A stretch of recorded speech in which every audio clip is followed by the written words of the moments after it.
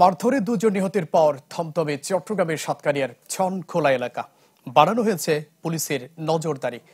আধিপত্য বিস্তারের জেরে গণপিটুনিতে দুজনের মৃত্যু হয়েছে বলা হলেও তাদের স্বজনদের দাবি সালিশের নামে ডেকে হত্যা করা হয়েছে দুজনকে।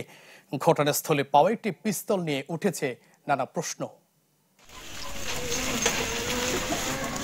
মারধরে দুজন নিহতের পর থমথমে সাতকানিয়ার এউচিয়া ইউনিয়নের ছনখোলা এলাকা। একই সাথে জনমনে রয়েছে আতঙ্ক। সোমবার রাত তখন 9:30। স্থানীয়রা পিটুনি দিচ্ছে কয়েকজনকে। স্থানীয়দের ভাষ্য অনুযায়ী একদল লোক ওই এলাকায় যাওয়ার পর মসজিদের মাইকে ঘোষণা দেয়া হয় ডাকাত থানা দিয়েছে বলে। এরপর লোকজন জড়ো হয়ে তাদের ঘেরাও করে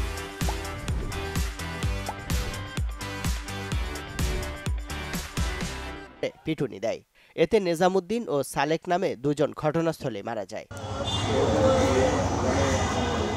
তবে তাদের স্বজনদের দাবি ভিন্ন। তাদের অভিযোগ সালিশের জন্য ডেকে নিয়ে ডাকাতের গুজব ছড়িয়ে হত্যা করা হয়েছে তাদের। এ ঘটনায় সাবেক ইউপি চেয়ারম্যান ও আওয়ামী লীগ নেতা নজরুল ইসলাম মানিক ও তার সহযোগীদের দায়ী করেন তারা। তো ওনাকে তো মেরে ফেলার জন্য ওখানে নিয়ে গেছে। উনি নেজাম বললে তো আর কাজ করে নাই। ওনাকে তো ওখানে পরিকল্পিতভাবে হত্যা করার জন্য নিয়ে গেছে। ডেলি 2 সালিশ করতেই আছে। তো ডাহাত একজন যদি ডাহাইতো এইভাবে এর কি কেউ এইভাবে সালিশি বিচারে ডাকবে? ওই নুরু ওর নেতৃত্বে 200-300-400 লোক জড়ো হয়ে গেছে। জড়ো হয়ে ডাকাত বলে চিৎকার করতেছে। তারা অস্ত্র শস্ত্রে সজ্জিত ছিল। 2 মাস আগে নেজামকে হত্যার উদ্দেশ্যে হামলা হয়েছিল। ছনখোলার মানিক চেয়ারম্যানের তত্ত্বাবধানে এগুলো হয়েছে। ঘটনায় 3 জন গুলিবিদ্ধ সহ আহত হয়েছেন 5 জন। তাদের ভর্তি করা হয়েছে হাসপাতালে। অভিযোগ নিহতরা দলবল নিয়ে সেখানে যাওয়ার পর স্থানীয়রা এগিয়ে এলে তারা গুলিবর্ষণ করে।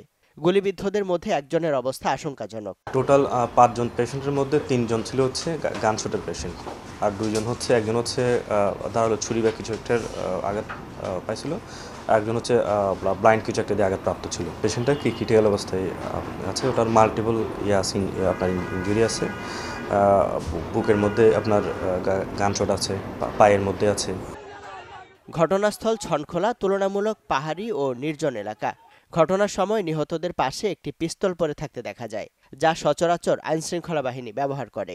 এমন অস্ত্র সেখানে কিভাবে গেল বা কেন এটি ঘটল তা খতিয়ে দেখার কথা বলছে পুলিশ। পুরো ঘটনা তো বেশ কয়েকটা ভাগে বিভক্ত মনে হচ্ছে। ঘটনাস্থল থেকে যারা মারা গিয়েছে তাদের সাথে অস্ত্র আমরা পেয়েছি, যে অস্ত্রটা আপনি জানেন সরকারি অস্ত্রের মতো মনে হচ্ছে। আমরা দেখি বিষয়টা আরও তদন্ত করি, দেখে শুনে বুঝে, এই মুহূর্তে কিছু বলা যাচ্ছে না। আমরা দেখে শুনে বুঝে সব কিছু সম্পর্কে সঠিকভাবে জেনে তারপরে কথা বলি। নিহত 2 জন জামাত সমর্থক বলে জানিয়েছেন তাদের স্বজনরা। তাদের বাড়ি উপজেলার কাঞ্চনা এলাকায়। ইমদাদুল হক, চ্যানেল 24, চট্টগ্রাম।